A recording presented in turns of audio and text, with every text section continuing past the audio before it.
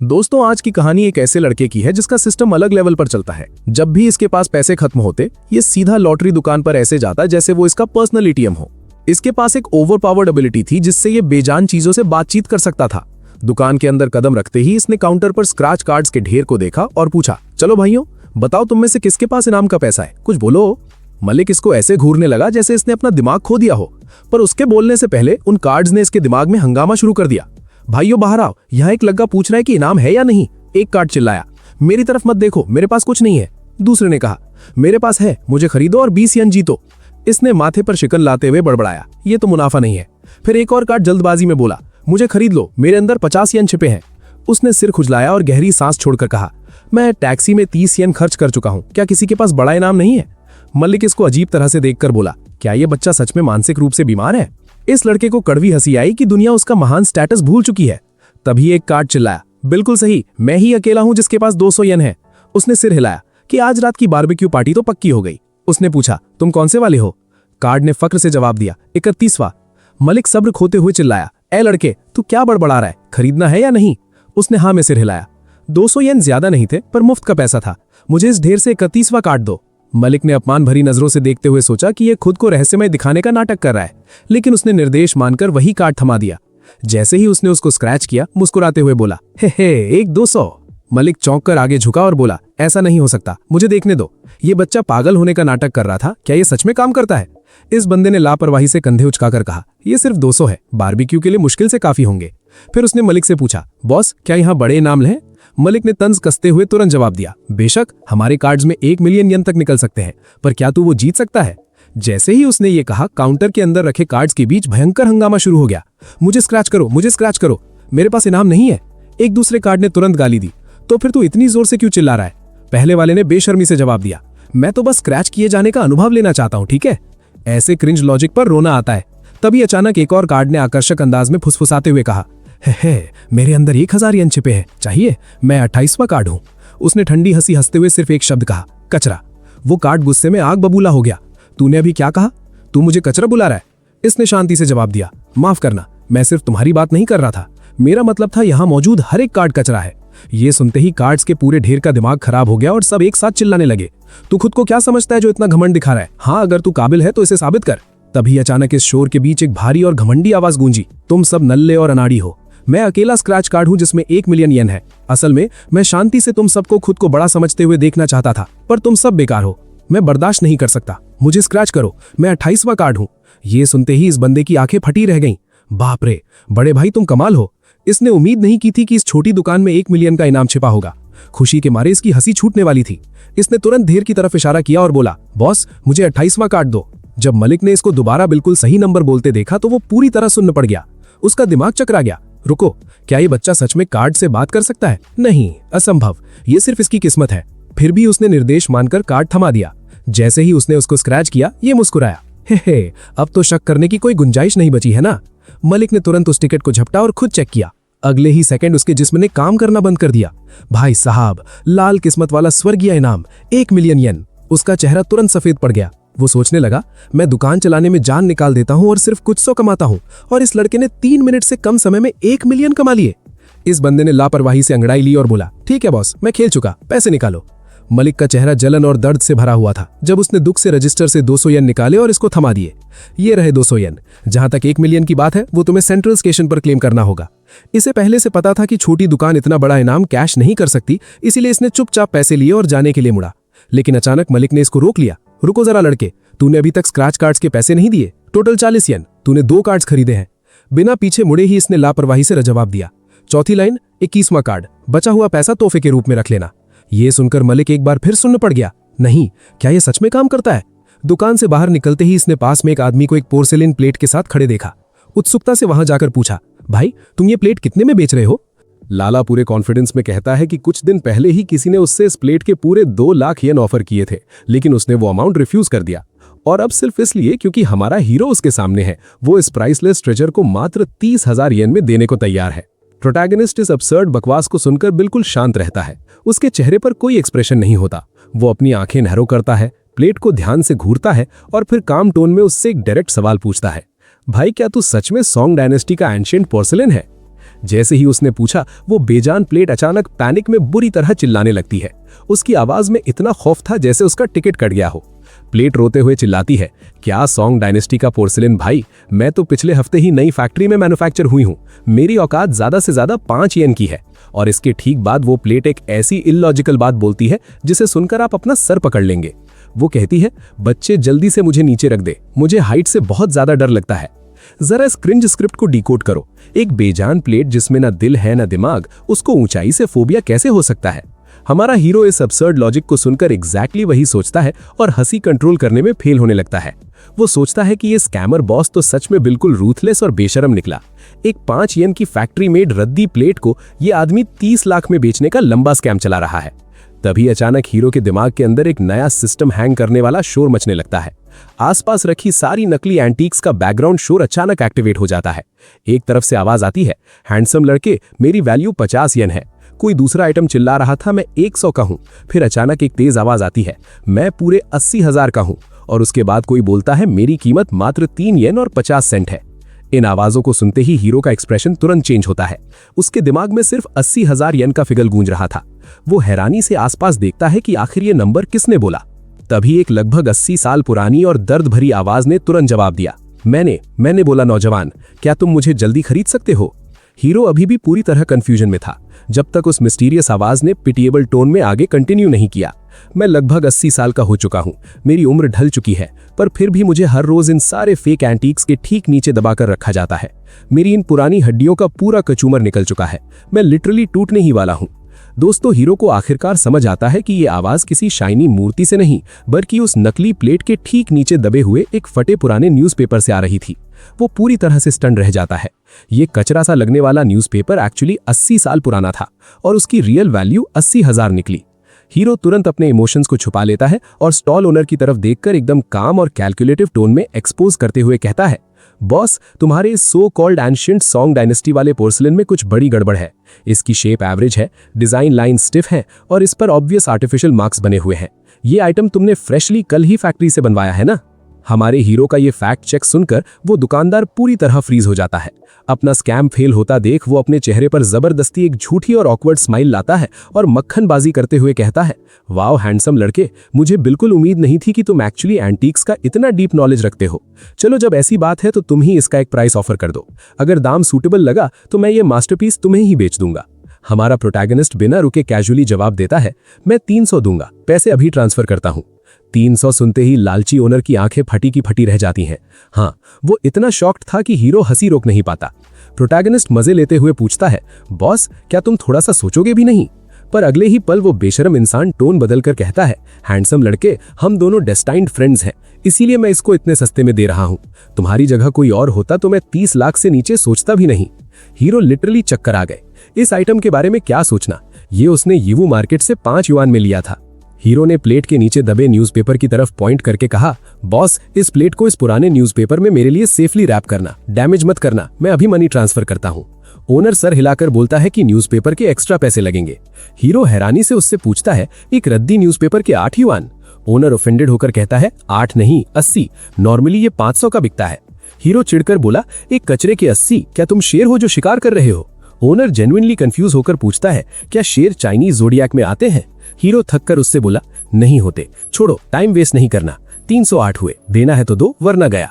Owner खुश होकर deal final करता है क्योंकि न्यूज़पेपर उसका प्योर प्रॉफिट था। आसपास के एनपीसी लोग बार्गेनिंग देखकर हैरान थे। 30 लाख से 300, टेरिफाइंग माइंड गेम। एक बोला, असली एंटीक 300 में थोड़ी मिलता, लाला नए बच्चों का टिकट काट रहा था। हीरो ट्रेजर पवेलियन पहुंचता है और बॉस जेंग से पूछता है, एंटीक्स खरीदते हो? जेंग तुरंत हाँ बोलता है। हीरो कॉन्फिडेंटली फेक प्लेट को कचरे की तरह साइड में फेंक देता है। बॉस जेंग अचानक बुरी तरह पैनिक में चिल्लाया कि भाई, अपना एंशिएंट ट्रेजर जमीन पर क्यों फेंक दिया? हीरो कूल बनकर कहता है, वो कचरा था, असली ट्रेजर ये रहा, और वो उस फटे न्यूज़पेपर की तरफ पॉइंट करता है, जिसे देखकर बॉस जेंग का दिमाग ब्लैंक हो जाता है और वो हैरानी से घूरता रह जाता है। बॉस जेंग का सिस्टम पूरी तरह हैंग हो जाता है और वो हैरानी भरी नजरों से पूछता है कि आखिर वो बेशकीमती खजाना कहाँ है जिसकी तुम बात कर रहे थे? हमारा शांत प्रोटैगनिस्ट पूरे कॉन्फिडेंस के साथ अपना हाथ टेबल की तरफ बढ़ाता है और सीधे उस रद्दी न्यूज़पेपर की तरफ इशारा करते हुए कहता है कि असली खजाना ठीक वहां रखा हुआ है। बॉस जेंग लगभग 20 सेकंड तक उस कचरे जैसे पेपर को ब्लैंक एक्सप्रेशन के साथ घूरता रहता है। अपनी दुविधा तोड़ते हुए उसने पूछा, छोटे भाई क्या तुम पूरी तरह श्योर हो कि ये रद्दी ही अल्टीमेट ट्रेजर है? हमारा हीरो बिना ओवर एक्टिंग किए शांति से अपना सर हाँ में हिलाता है और समझाता है कि इस आइटम को अंडर एस्टिमेट करने की गलती बिल्कुल मत करना, क्योंकि ये कोई आम कचरा नहीं बल्कि प्रसिद्ध ग्वांगमिंग डेली का सबसे पहला इशू है। ये एंशिएंट नाम सुनते ही बॉस जेंग के माथे पर शिकन आ जाती है। वो थोड़ा परेशान होकर अपनी नाकामी स्वीकार करता है और तुरंत अपने एक दोस्त का जिक्र करता है जिसे ऐसी पुरानी किताबें और हिस्टोरिकल पेपर्स कलेक्ट करने का तगड़ा शौक है और वो इनका एक्सपर्ट है। बिना एक पल गवाए वो कॉल लगाता है। फोन उठते ही बॉस जेंग पूरे एक्साइटमेंट के साथ कहता है, हेलो ओल्डली, यहाँ इस दुकान पर ग्वांगमिंग डेली का सबसे पहला हिस्टोरिक इशू आया हुआ है, क्या तुम इस रेयर ट्रेजर पर एक नजर डालोगे? दूसरी तरफ मौजूद ओल्डली ये खबर सुनते ही हाइपर एक्टिव मोड में आ जाता है और उत्सुकता से भागता हुआ दुकान पर आता है। भाइयों, इस कैरेक्टर का इंट्रोडक्शन काफी ओवर ड्रामेटिक था, जैसे उसे तगड़ा स्पीड बफ दे दिया हो। अंदर घुसते ही ओल्डली बिना सांस लिए पूछता है, कहाँ है वो मिस्टीरियस न्यूज़पेपर, जल्दी इसको दिखाओ। बॉस जेंग सीधे हमारे हीरो की तरफ इशारा करता है और दोनों का आपस में इंट्रोडक्शन करवाता है। जैसे ही ओल्डली ने कांपते हाथों से उस पुराने न्यूज़पेपर को खोलकर देखा, उसका पूरा शरीर एक जोरदार झटके के साथ कांपने लगा। उसका ये रिएक्शन इतना ज्यादा क्रिंज था जैसे उसने सच में कोई असली भूत देख लिया हो। ऐसी ओवर एक्टिंग देखकर किसी का भी हंसने का मन करे, पर हम कहानी पर फोकस करते हैं। ओल्डली चिल्ला पड़ा कि हे भगवान, क्या ये सच में लेजेंडरी ग्वांगमिंग डेली का पहला रेयर इशू है?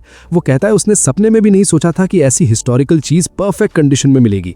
उसके बाद वो अचानक बहुत सीरियस होकर सीधे हमारे हीरो की आंखों में देखते हुए एक डायरेक्ट सवाल पूछता है कि छोटे भाई, क्या तुम इस बेशकीमती पेपर को बेचने का इरादा रखते हो? हीरो एक कैलकुलेटिव स्माइल देते हुए कहता है, लगता है एल्डर ली को ये सच में पसंद आया है, तो आप ही प्राइस ऑफर करें।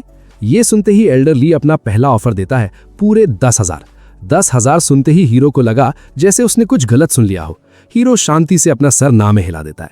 हमारा हीरो तगड़ा माइंड गेम खेलते हुए कहता है, शायद अब आप इसे नहीं चाहते तो डील को यहीं पर खत्म करते हैं। ये ट्रिक काम कर जाती है और बुजुर्ग पूरी तरह पैनिक स्टेट में जाकर कहता है, नहीं छोटे भाई, जल्दबाजी मत करो, 80,000 कैसा रहेगा?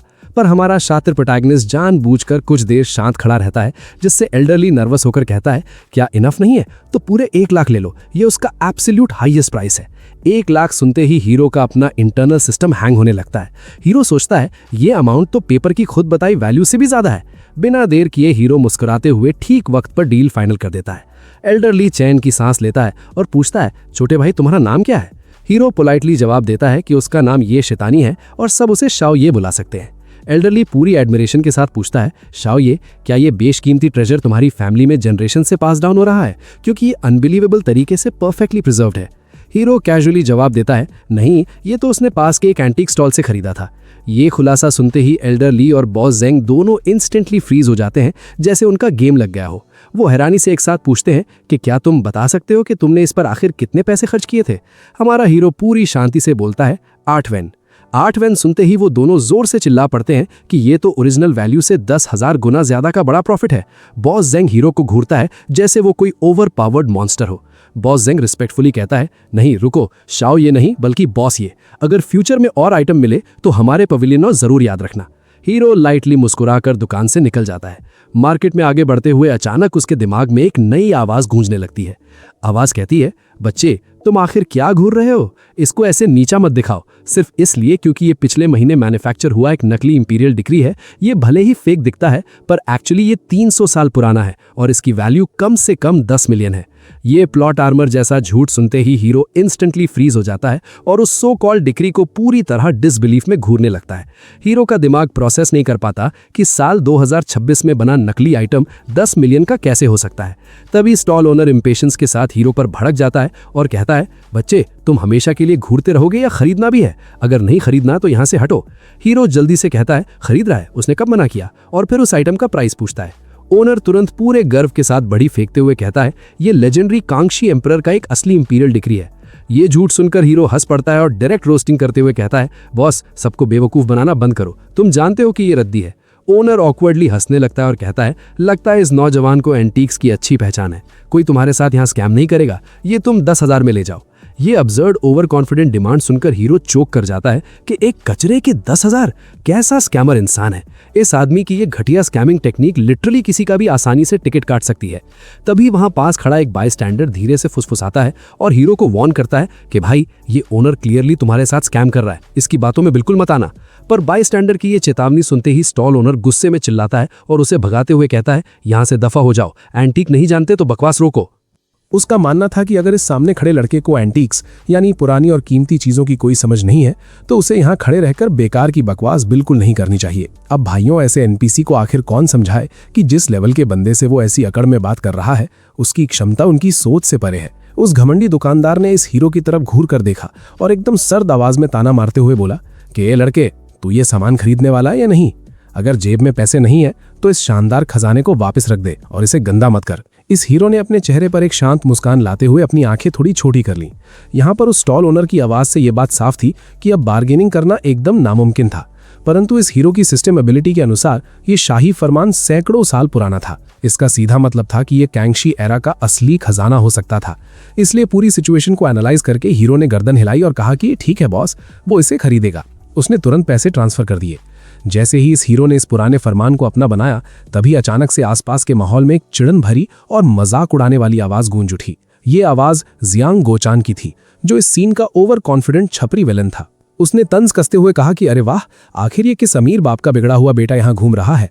उसकी हिम्मत तो देखो, ऐसी कचरा जैसी चीज पर पूरे 10,000 रुपए पानी की तरह बहा रहा है। दोस्तों, ऐसे विलन्स का प्लॉट आर्मर हमेशा बहुत वीक होता है, फिर भी इनकी जबान नहीं रुकती। उस प्रोटैगनिस्ट ने जब मुड़कर देखा तो वहां एक घमंडी आदमी खड़ा था जो बड़ी ही सस्ती मुस्कान के साथ घूर रहा था। हीरो ने बिना डर के उससे पूछा कि आखिर इस बात का क्या मतलब है और क्या उसे सच में लगता है कि ये इंपीरियल डिक्री पूरी तरह से नकली है। ये सुनते ही जियांग गोचांग हवा में ठहाके लगाकर हंसने लगा। उसने हंसते हुए कहा कि क्या ये साफ नहीं है? ऐसे लो लेवल के नकली आइटम्स सिर्फ तुम जैसे अनाड़ी और नए खिलाड़ियों को बेवकूफ बना सकते हैं जिन्हें जीरो नॉलेज होती है। दोस्तों, ऐसी बात पर किसी की भी पेटी बना दी जाती, लेकिन इस हीरो ने अपना कूल मेंटेन रखते हुए एक शांत मुस्कान बिखेर दी। उसने सार्कास्टिक अंदाज में जवाब दिया कि ओह, लगता है इस भाई को एंटीक्स का बहुत गहरा ज्ञान है। तारीफ सुनकर उस बेवकूफ ने गर्व से ठुड्डी ऊपर उठाई और बोला कि हाँ बिल्कुल, उसको पूरी समझ है। तब हीरो ने शांति से पूछा कि क्या अगर बात ऐसी है तो क्या उसके अंदर इस मामले में मुकाबला करने की हिम्मत है? अभी वो कोई जवाब दे पाता तभी स्टॉल ओनर ने अपनी भौएं से कोड़ ली। उसने टोकते हुए कहा कि जियांग गोचांग, आखिर तुम हर जगह टांग क्यों अड़ाते हो?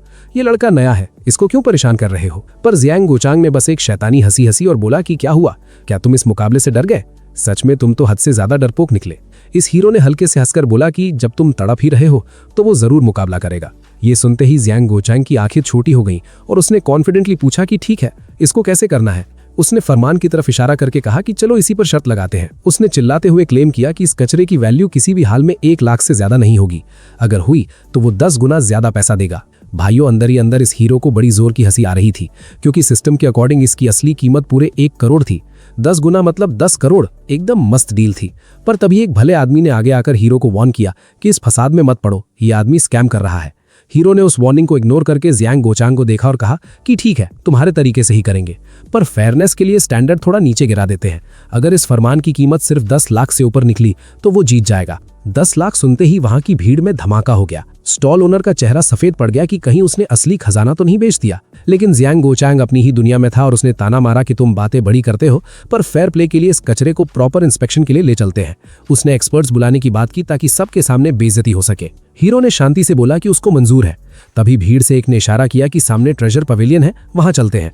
दुकान के अंदर जाते ही बॉस जेंग ने गर्मजोशी से पूछा कि क्या बॉस ये इतनी जल्दी वापस आ गए, क्या कोई नया आइटम मिला है? हीरो ने गर्दन हिलाई और बोला कि हाँ बॉस जेंग, इस बार एक अनमोल खजाना मिला है और आपकी मदद चाहिए। जैसे ही बॉस जेंग ने शाही फरमान देखा, उनका चेहरा सीरियस हुआ और बोले एक शाही फरमान। तभी दुकान में मौजूद एक बूढ़े आदमी ने मुस्कुराते हुए देखा। बॉस जेंग खुश होकर बताया कि आप लोग सही वक्त पर आए हैं, क्योंकि एल्डर गुओ इस फील्ड के सबसे बड़े मास्टर हैं। हीरो ने रिस्पेक्ट के साथ कहा कि तो वो जरूर चाहेंगे कि एल्डर गुओ अपनी एक्सपर्ट आंखों से इसे अप्रेज करे। लेकिन इससे पहले कि एल्डर गुओ अपना काम शुरू करते, जियांग गोचांग ने फिर से मजाक उड़ाते हुए हंसना शुरू कर दिया। उसने सबसे कहा कि आप लोग इस साफ नकली आइटम पर अपना वक्त बर्बाद कर रहे हैं। दोस्तों, जियांग ने ताना मारा कि तुम्हारे पैसे डूब गए, पर हीरो मुस्कुराया। एल्डर गुओ ने टोकते हुए कहा, जल्दी नहीं है, इसे खोलो।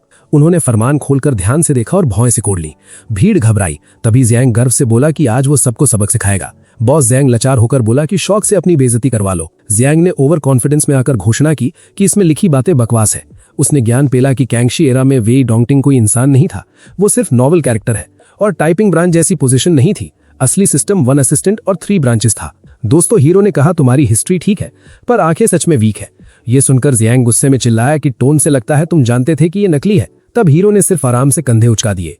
आमतौर पर ऐसे हालात में लोग डर जाते, लेकिन हमारा हीरो अलग लेवल का सिस्टम चलाता है। उस हीरो ने आत्मविश्वास से मुस्कान बिखेर दी। उसने बिना हिचकिचाहट के ठीक जवाब दिया और पूछा कि क्या उसको सच में लगता था कि हीरो किसी अनाड़ी खिलाड़ी की तरह सोचे बिना इस कचरे पर पैसे उड़ाएगा।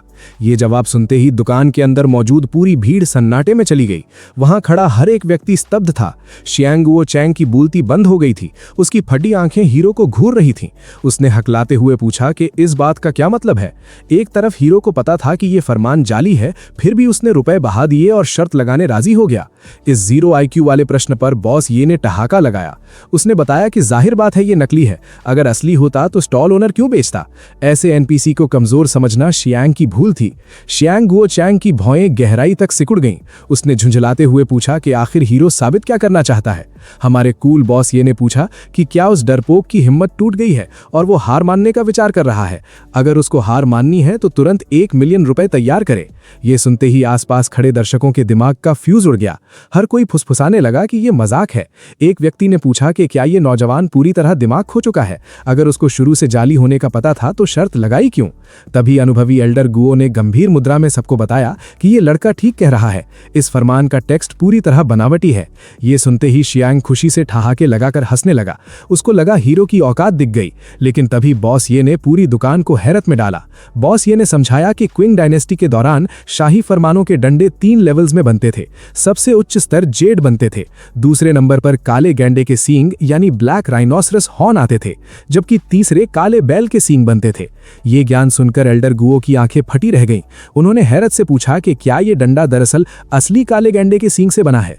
हीरो ने गर्दन हिलाई। उसने आत्मविश्वास भरी आवाज में बताया कि ये कैंगशी ईरा का खाली फरमान था और इसके डंडे को दुर्लभ काले गैंडे के सींग से बनाया गया था। इसे किसी ने नहीं पहचाना क्योंकि इस सींग को कभी आर्टिफिशियल डाई नहीं किया।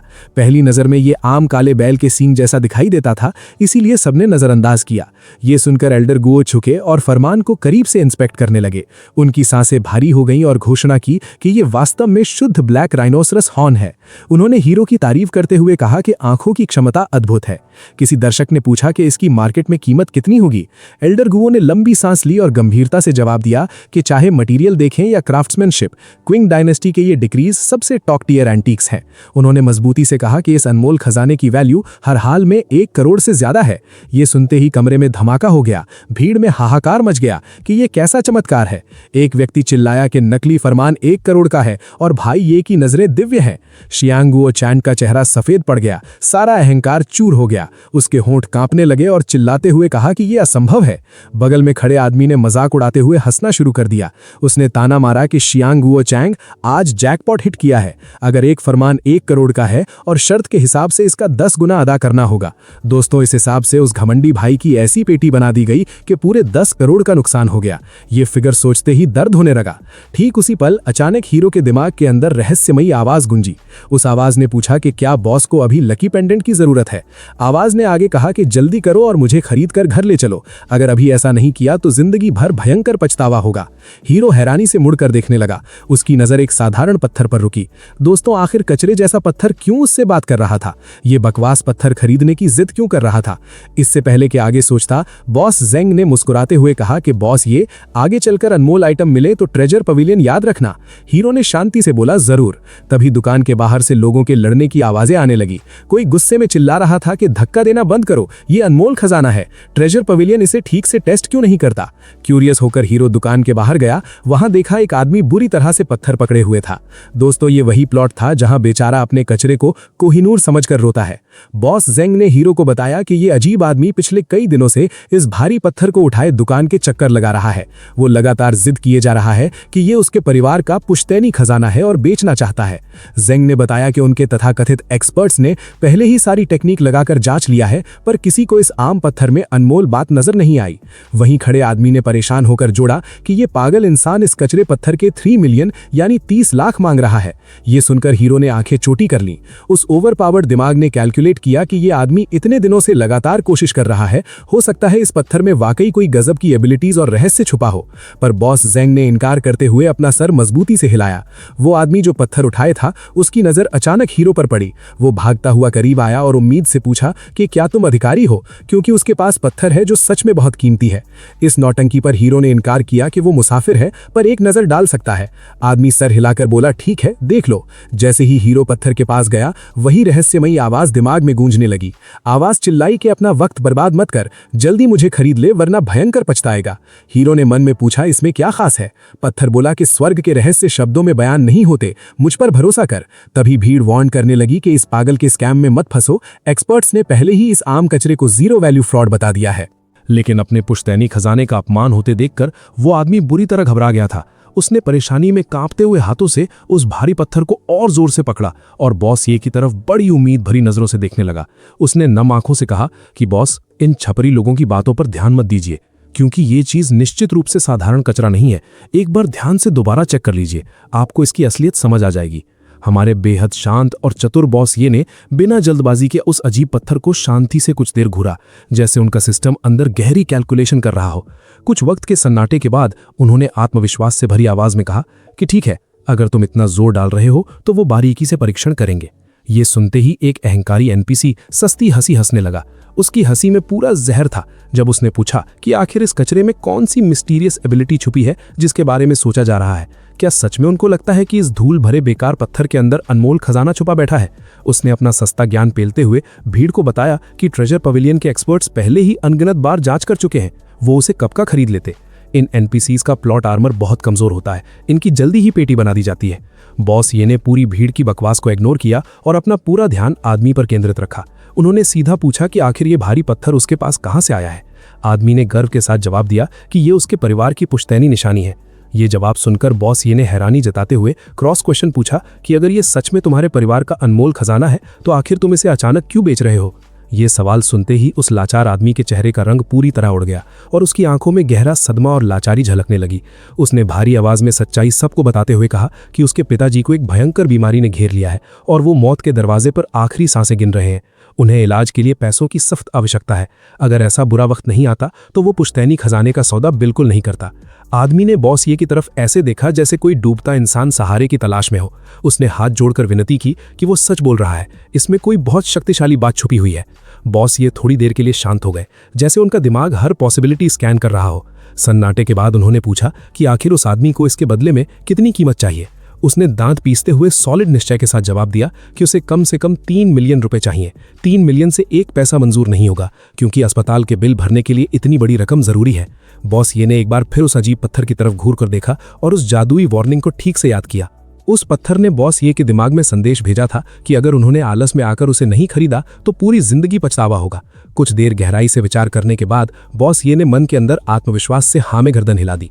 उन्होंने निश्चय किया कि इस मौके को गंवाना बहुत बड़ी बेवकूफ़ी है, इसलिए वो इसे खरीद लेंगे और शांति से अध्ययन करेंगे। उन्होंने घोषणा कर दी कि डील तय हुई, 3 मिलियन मंजूर है। जैसे ही उन्होंने ये फैसला सुनाया, आसपास खड़ी भीड़ में जोरदार धमाका हुआ और सब बेचैन हो गए। हर कोई चिल्ला रहा था कि ये साधारण पत्थर 3 मिलियन में बिक गया। तभी एक एनपीसी मजाक उड़ाते हुए चिल्लाया कि वो भी कल एंटीक स्ट्रीट में आम पत्थर बेचने आएगा। उसने ताना मारा कि शायद इस अनाड़ी अमीर आदमी की तरह कोई और लल्लू आकर उसका साधारण सड़क वाला पत्थर भी उतने ही लाखों रुपए में खरीद लेगा। बॉस ये ने सटीक अंदाज में शांति से सबसे कहा कि कल तुम सबको सच में ठीक से समझ आ जाएगा कि इसकी इतनी कीमत क्यों चुकाई गई। अगली सुबह जब बॉस ये आराम से सो रहे थे, तभी अचानक उनका फोन तेज आवाज में बजा। उन्होंने आलस में पूछा कि आखिर ओल्ड जाओ इतनी सुबह क्यों परेशान कर रहा है। ओल्ड जाओ ने उत्साह से चिल्लाते हुए बताया कि भाई ये तुम बिस्तर पर सो रहे हो और डोइन पर वायरल हो चुके हो। तुम्हारा किस्सा आग की तरह फैल चुका है। बॉस ये झटके से उठ बैठे और हैरानी से बोले, क्या सच में रातों रात वायरल हो गए? जल्द ही दोनों मिले तो जाओ ने पूछा कि भाई ये ने कचरे पर रकम क्यों उड़ाई? क्या उस आम पत्थर के अंदर सच में कोई अनोखी खासियत छुपी है या फिर उनसे किसी प्रकार की बहुत भयंकर गलतफहमी हुई है? बॉस ये शांति से बोले, असलियत टेस्टिंग के बाद ही सामने आएगी। ट्रेजर पवेलियन के बाहर लोगों की बड़ी भीड़ देखकर उनका दिमाग चकराया। जाओ ने मजाक में कहा, भाई ये अब सेलिब्रिटी बन चुके हैं। जेंग के चेहरे पर दुख साफ नजर आ रहा था। वो परेशान थे कि एक्सपर्ट्स को कुछ समझ नहीं आया, पर इसने 3 मिलियन दिए। क्या उन्होंने सच में अनमोल खजाना मिस करके भयंकर भूल की है? जेंग तेजी से आए और पूछा, क्या सच में पत्थर पर 3 मिलियन उड़ा दिए? बॉस ये ने आराम से हाँ कहा और पूछा, क्या गार्ड्स ने खबर नहीं बताई? जेंग को अचानक समझ आया कि दोनों बीमार नल्ले छुट्टी पर है। भीड़ चिल्लाने लगी, उस कीमती पत्थर को ठीक से जल्दी निकालो। जैसे ही पत्थर रखा गया, लोग ज्ञान पेलने लगे कि सड़क का कचरा है। थोड़ी देर बाद 2 नामचीन एक्सपर्ट्स ने पत्थर का ठीक से बारीकी से स्कैन किया, पर आखिर में दोनों लाचार हालत में भीड़ के सामने बहुत ज्यादा निराश हुए। एक एक्सपर्ट ने कहा, भाई ये पैसे डूब गए क्योंकि इसमें कुछ अलग बात नहीं है। दूसरा बोला, क्राफ्टमैनशिप सड़क के पत्थर जैसी आम और बेकार है। लोग हीरो का मजाक उड़ाने लगे कि इंटरनेट वाले फेक सेलिब्रिटी लोग ऐसे ही नल्ले होते हैं। पर हमारे शांत बॉस ये ने सभी की बातों को इग्नोर करके जाओ से अपने भारी औजार मांगे और इस साधारण पत्थर को काटने का एक सॉलिड फैसला किया। ओल्ड जाओ का रिएक्शन तो ऐसा था जैसे किसी ने उनकी एबिलिटीज पर शक कर लिया हो। वो तुरंत अपनी पीठ सीधी करते हैं, अपना सीना चौड़ा करते हैं और एकदम ओवर कॉन्फिडेंट एनिमे कैरेक्टर की तरह कहते हैं कि एक मर्द कभी नहीं कहता कि वो कोई काम नहीं कर सकता। भाइयों, इस डायलॉग पर तो सच में हंसी आती है। मतलब पत्थर काटना है या कोई एपिक बॉस फाइट करनी है जो इतना एटीट्यूड दिखाया जा रहा है। ओल्ड जाओ अपनी छाती ठोकते हुए क्लेम करते हैं कि उन्होंने पिछले 20 सालों से प्रोफेशनली पत्थर काटने का काम किया है और ये टास्क उनके लिए बिल्कुल बच्चों का खेल है। हीरो बस एक हल्की सी मुस्कान देता है और शांति से कहता है कि ठीक है, बस आराम से काटना। लेकिन वहां खड़ी भीड़ का दिमाग पूरी तरह से सिस्टम हैंग होने की कगार पर था। उन्हें बिल्कुल समझ नहीं आ रहा था कि आखिर इस बेकार से पत्थर के अंदर ऐसा क्या हो सकता है। एक आदमी तो विश्वास ही नहीं कर पाता और जोर जोर से हंसने लगता है। वो कहता है कि अचानक से सब लोग पत्थर क्यों काटने लगे हैं? क्या वो किसी गलत एनिमे सेट पर आ गया है जहां प्लॉट आर्मर के नाम पर कुछ भी चल रहा है? वहां खड़ा एक और शख्स इस पूरी सिचुएशन को रोस्ट करते हुए चिल्लाता है कि ये सब जरूर स्क्रिप्टेड है। उसका मानना था कि एक साधारण से पत्थर के चबूतरे को काटने पर उसमें से कोई फूल थोड़ा ही निकल आएगा। एक और दर्शक अपना माथा सिकोड़ता है और कंफ्यूजन में बड़बड़ाता है कि ये आखिर किस तरह का ऑपरेशन चल रहा है। ये कोई जेड ओर यानी कीमती पत्थर की खान थोड़ी ही है। बॉस जेंग भी हमारे हीरो की तरफ अजीब नजरों से देखते हैं। उनका चेहरा ऐसा था जैसे किसी ने उनका लेवल डाउन कर दिया हो। वो पूछते हैं कि आखिर हीरो का मास्टर प्लान क्या है, पर हीरो अपनी ओवरपावर्ड वाइब्स देते हुए उन्हें रोकता है और कहता है कि उन्हें सब कुछ बहुत जल्द समझ आ जाएगा। हीरो एक्सप्लेन करता है कि जब इतने सारे बड़े एक्सपर्ट्स इस पत्थर में कुछ भी खास ढूंढने में नाकाम रहे तो इसका सीधा सा मतलब ये है कि इसकी असली खासियत इसकी सतह पर नहीं बल्कि इसके अंदर छुपी हुई है। ये सुनकर लगता है जैसे हीरो को कोई स्ट्रॉन्ग बफ मिल गया हो। उसने अपनी आंखें थोड़ी छोटी की और एक मिस्टीरियस टोन में आगे कहा कि इसके अंदर क्या है ये तो इसे काटने के बाद ही पता चलेगा। ये सस्पेंस किसी थ्रिलर से कम नहीं था। जैसे ही ओल्ड जाओ की कटिंग मशीन उस आम से दिखने वाले पत्थर से टकराती है, एक अजीब सा झटका लगता है। ओल्ड जाओ के हाथ अचानक से बुरी तरह से कांपने लगते हैं, जैसे किसी ने उनके कैरेक्टर पर कोई पैरालिसिस का स्पेल कास्ट कर दिया हो। वो हकलाते हुए चिल्लाते हैं कि सच में इस पत्थर के अंदर कुछ है। उनका रिएक्शन देखकर वहां मौजूद पूरी भीड़ किसी झुंड की तरह आगे बढ़ती है। सबकी आंखें फटी की फटी रह जाती हैं और उनका मुंह खुला रह जाता है। एक शख्स तो जोर से चिल्लाता है कि आखिर उसकी आंखें ये क्या देख रही हैं। वहां जो चीज पत्थर के अंदर से निकल रही थी, क्या वो सच में एक इंपीरियल जेड सील थी? एक और दर्शक हैरानी से कहता है कि एक पत्थर के चबूतरे के अंदर जेड सील कैसे छुपाई जा सकती है। ये लॉजिक तो किसी थर्ड क्लास इसेकाई एनिमे के प्लॉट से भी ज्यादा अजीब लग रहा था। बॉस जेंग, जिन्होंने पहले इस पत्थर को बेकार समझकर रिजेक्ट किया था, उनका चेहरा पछतावे से बिल्कुल सफेद पड़ चुका था, बिल्कुल किसी ऐसे छोटे विलन की तरह जिसका मास्टर प्लान फेल हो गया हो और अब उसकी पेटी बनने वाली हो। बॉस जेंग को एहसास होता है कि उस साधारण से पत्थर के अंदर सच में एक बड़ी जेड सील छुपी हुई थी और इस बात का अंदाजा कोई सपने में भी नहीं लगा सकता था। सबसे ज्यादा दुख की बात तो उनके लिए ये थी कि उन्होंने अपने ही हाथों से इस नायाब खजाने को बार बार ठुकरा दिया था। सच कहें तो इस पर्टिकुलर सीन में बॉस जेंग का पछतावा देखकर एक अजीब सा सुकून मिलता है, जैसे किसी घमंडी एनपीसी का आखिरकार टिकट कट ही गया हो। हमारा हीरो भी पत्थर के अंदर से ऐसी जेड सील को निकलता देखकर अंदर ही अंदर सच में हैरान हो जाता है। उसे भी ऐसी उम्मीद नहीं थी कि उस पत्थर के अंदर एक इतनी बड़ी और ऐसी शानदार जेड सील निकलकर सामने आएगी। हीरो अपने दिमाग में सोचता है कि पता नहीं ये रेयर जेड सील आखिर किस सम्राट की होगी। फिर वो बिना वक्त बर्बाद किए तुरंत वहां मौजूद उन एक्सपर्ट्स की तरफ मुड़ता है और एक कूल एटीट्यूड के साथ कहता है कि लगता है उन दोनों को एक बार फिर से तकलीफ देनी पड़ेगी ताकि वो इस बात की पुष्टि कर सकें कि ये जेड सील असली है या फिर नकली। दोनों एक्सपर्ट्स भी बिना कोई वक्त गवाए बहुत ही गंभीरता से अपना सर हिलाते हैं और तुरंत कहते हैं कि उन्हें इस काम में कोई परेशानी नहीं है। इसी बीच ओल्ड जाओ हैरानी से घूरता है। वो पूछता है कि क्या हीरो को पहले से मालूम था। हीरो अंदर ही अंदर मजबूर हंसी हंसता है। क्या उसके पास कोई स्कैन करने वाला सिस्टम है? असलियत में तो उस पत्थर ने खुद दिमाग में उसको आवाज लगाई थी कि नहीं खरीदा तो पछताएगा, पर ये राज खोल नहीं सकते वरना लोग पागल समझेंगे। हीरो ने प्लॉट आर्मर का यूज करते हुए झूठ बोला कि सेलर इसे अनमोल फैमिली एयरलूम बता रहा था, इसीलिए रिस्क लिया। बाकी एनपीसी तुरंत इस झूठ पर विश्वास कर लेते हैं। थोड़ी देर तक टेस्ट करने के बाद एक्सपर्ट अनाउंस करता है कि जेड सील बिल्कुल असली है। ये किंग राजवंश की क्यान लॉन्ग युग की white jade flood dragon Ming जी हॉल सील है। एक आदमी हैरान होकर कहता है, क्या ये इंपीरियल अथॉरिटी की सुप्रीम सील है? एक्सपर्ट समझाता है कि नहीं, ये क्यान लॉन्ग ने अपने दादा कांगसी की याद में बनवाई थी। अब बॉस जेंग का पूरा दिमाग हैंग हो गया था। उनका पछतावा देखकर एक एनपीसी जोर से हंसा और बोला, बहुत बढ़िया हुआ तुम्हारे साथ। वहीं एल्डर गौरो आगे आकर रिवील करती है कि ऐसी ही एक सील पहले 120 मिलियन में बिकी थी। ये वाली और रेयर है, इसीलिए इसकी ओरिजिनल वर्थ कम से कम 150 मिलियन जरूर होगी। ये सुनते ही भीड़ का दिमाग फट गया। एक एनपीसी बोला कि उसके घर पर भी वैसा ही पत्थर है, अभी काटूंगा। तभी म्यूजियम के डायरेक्टर गू आते हैं और ऑफर देते हैं। वो हीरो को नुकसान नहीं होने देंगे, सीधा 150 मिलियन कैसा रहेगा। ये सुनकर हीरो अपनी कैलकुलेशंस शुरू करता है। ये सुनकर हमारे हीरो का दिमाग एक सुपर कंप्यूटर की तरह तेज चलने लगता है।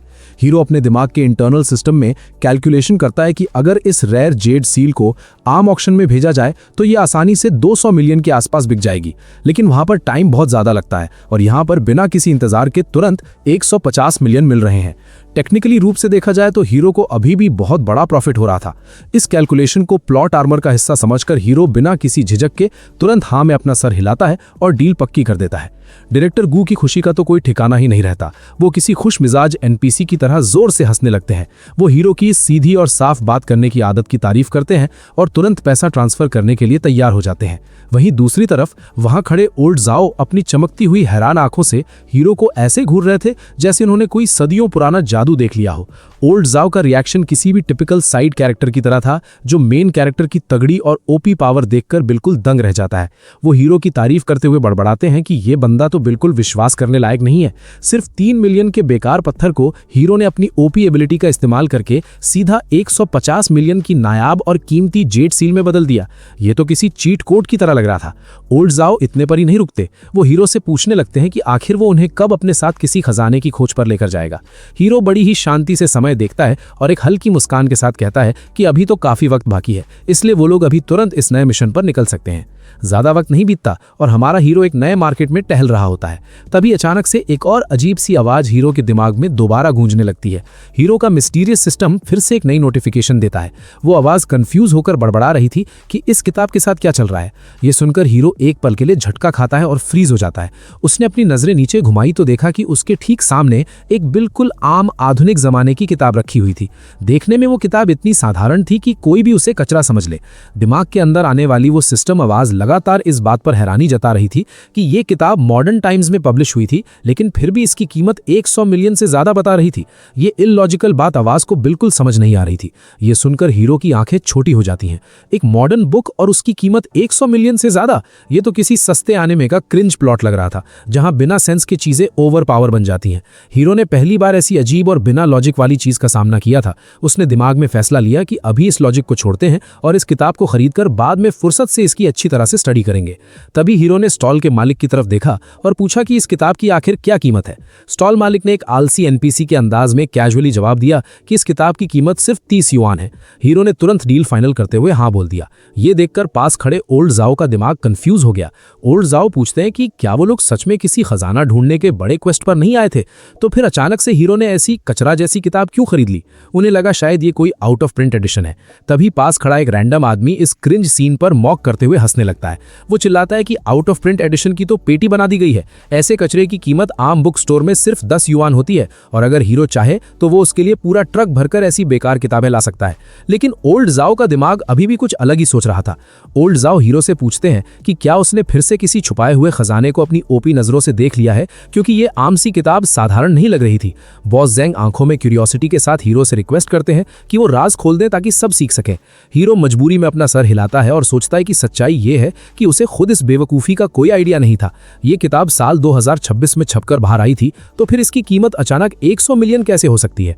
हीरो उसके पन्ने पलटने लगता है और खुद से कहता है कि ये एंटीक तो बिल्कुल नहीं है।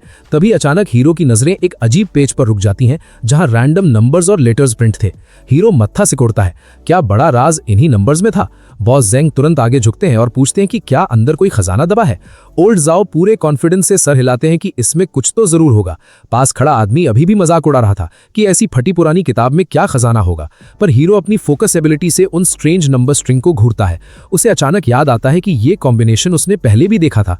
तभी पास से एक अनजान आदमी आकर किताब को सीधा घूरने लगता है। वो कहता है कि उसे इस किताब में बहुत दिलचस्पी है, क्या हीरो कीमत बताकर उसे बेचेगा। हीरो तुरंत अलर्ट होता है। उसने नोटिस किया कि ये शख्स पहले वहां खड़ा था, पर तब इंटरेस्ट नहीं दिखाया। जैसे ही हीरो ने कोड्स वाला पेज खोला, उस आदमी ने इंटरेस्ट दिखाया। हीरो को समझ आया कि इन नंबर्स के पीछे बहुत बड़ी गेम है। हीरो अपना ओपी दिमाग लगाकर उससे कहता है 10,000। आदमी पैनिक करके गलती से बोलता है 100 मिलियन, फिर गलती सुधारता है और कहता है क्या किसी ने एक किताब के लिए 100 मिलियन दिए हैं। हीरो शांति से कहता है कि क्या किसी ने 30 युआन की बुक के लिए 10,000 दिए हैं, और इस किताब का सिस्टम खुद कहता है ये 100 मिलियन की है। आदमी सीरियस होकर 1 मिलियन ऑफर करता है। ये सुनकर भीड़ का सिस्टम हैंग हो जाता है। भीड़ में से एक एनपीसी चिल्लाने लगा कि छोटे भाई, इस बार तुम्हारे हाथ कुबेर का खजाना लग गया है, देर मत करो, जल्दी बेचो। तभी हीरो के बगल में खड़े ओल्ड जाओ के चेहरे पर अजीब शिकन आती है। ओल्ड जाओ पहली बार दिमाग यूज करते हुए सीरियस होकर कहते हैं कि उन्हें लग रहा है कि ये आदमी उनके नए खजाने को चुराने की कोशिश कर रहा है। फिर वो उस किताब को शक भरी नजरों से घूरते हैं। आखिर 30 युआन की बेकार किताब के लिए कोई 1 मिलियन थोड़ी देगा। बॉस जेंग ने भी इस बात पर अपना सिर हिलाया। पहली बार ओल्ड जाओ का लॉजिक ठीक था, लेकिन समझ नहीं आ रहा था कि किताब में ऐसी कौन सी ओवरपावर्ड चीज छुपी थी। हीरो सीधा उस आदमी की आंखों में देखता है और चालाक मुस्कान देता है। हीरो समझ गया था कि इस आदमी का इंटरेस्ट किताब में नहीं, बल्कि पन्नों पर छपे अजीब कोड्स में है। हीरो कहता है, लगता है तुम्हें किताब नहीं, अंदर लिखे लेटर्स और नंबर्स चाहिए। ये सुनते ही उस आदमी की आंखें छोटी हो जाती हैं। अंदर ही अंदर उस आदमी का सिस्टम क्रैश होने लगता है और वो पैनिक करता है। वो खुद को कोसता है कि उसने लालच जल्दी दिखा दी। अब एक ही रास्ता था, हीरो को बातों में उलझाकर किताब के आगे के पन्ने पलटने पर मजबूर करना। उसने दिमाग में इरादा किया कि आज इस किताब की पेटी बनाकर रहेगा, लेकिन डर छुपाते हुए उसने झूठी मुस्कान बनाई और ट्रैप बिछाते हुए कहता है कि क्यों ना हीरो उसके लिए किताब के आगे के पन्ने पलट दे, ताकि कंफर्म कर सके कि ये वही एग्जैक्ट वर्जन है। ये क्रिंज ट्रैप था, लेकिन इससे पहले हीरो कुछ करता, किताब ने खुद हीरो के दिमाग में चिल्लाकर तगड़ी वार्निंग दे दी। उस ओपी किताब की सिस्टम आवाज ने हीरो से कहा कि इसकी बात ना सुने। अगर इसने आगे के पन्ने देख लिए तो किताब की 100 मिलियन से ज्यादा की वैल्यू गायब हो जाएगी। हीरो ने अंदर ईविल लाफ दी और सोचा कि ये एनपीसी क्या उसे बेवकूफ समझता है। हीरो को उसकी प्लानिंग समझ आ चुकी थी कि वो आगे वाले कोड्स देखना चाहता है। आदमी बेचारा बनने का नाटक करके कहता है कि हीरो ने उसे गलत समझा है। वो प्रवोक करता है कि विश्वास नहीं तो खुद आगे के पन्ने चेक कर लो। हीरो क्यूरियस था, इसलिए उसने पन्ने आगे पलटे। आगे के पन्ने पर नंबर्स और लेटर्स की एक और स्ट्रिंग छपी थी। ये देखते ही आदमी की सांसें भारी हो गई, जैसे बड़ा बफ मिल गया हो। वो तुरंत कहता है कि इन कोड्स को जोर से पढ़ो ताकि डिसाइफर करने में मदद कर सके। ये सुनते ही हीरो को हंसी आई। हीरो को अच्छी तरह पता था कि आदमी क्या करना चाहता है। वो सोचता है कि इस आदमी को चोरी करने के लिए और एक्सपीरियंस पॉइंट्स चाहिए। ठीक उसी पल हीरो के दिमाग में तार जुड़ने लगते हैं और लॉजिक क्लिक करता है कि ये अजीब लेटर्स और नंबर्स असल में बिटकॉइन के पब्लिक कीज थे। हीरो की आंखें छोटी होती हैं क्योंकि उसे याद आता है कि उसने ऐसे स्ट्रिंग्स पहले देखे थे। उसने चेक किया था कि उस अकाउंट में पूरे 188 बिटकॉइंस मौजूद थे। ये याद आते ही हीरो की धड़कन स्पीड पकड़ लेती है। कैलकुलेशन क्लियर था, अगर आगे वाली स्ट्रिंग प्राइवेट की हुई और किताब सेफ रही तो 100 मिलियन का प्रॉफिट तय था। आदमी गंभीरता से कहता है कि हीरो बस कीमत बताए। इससे पहले हीरो जवाब देता, ओल्ड जाओ ओवर एक्साइटेड होकर आगे कूद पड़ता है। ओल्ड जाओ राज खोल देता है कि अंदर जो स्ट्रिंग्स है वो बिटकॉइन के पब्लिक कीज है और अकाउंट में 188 बिटकॉइंस है। ओल्ड जाओ की हरकत ने सीन का सस्पेंस खत्म कर दिया और भीड़ का माहौल गर्म हो गया। सबकी आंखें फटी रह गईं, लेकिन हमारा हीरो शांत खड़ा रहा और अपना सिर ना में हिला दिया। हीरो ने शांति से जवाब दिया कि माफ करना, पर वो किताब बेचने का इरादा नहीं रखता। हीरो का रिजेक्शन सुनते ही आदमी ने ऑफर बढ़ा दिया। वो नई चाल चलते हुए कहता है कि किताब अकेले तुम्हारे किसी काम की नहीं है, तो 3 मिलियन कैसा रहेगा।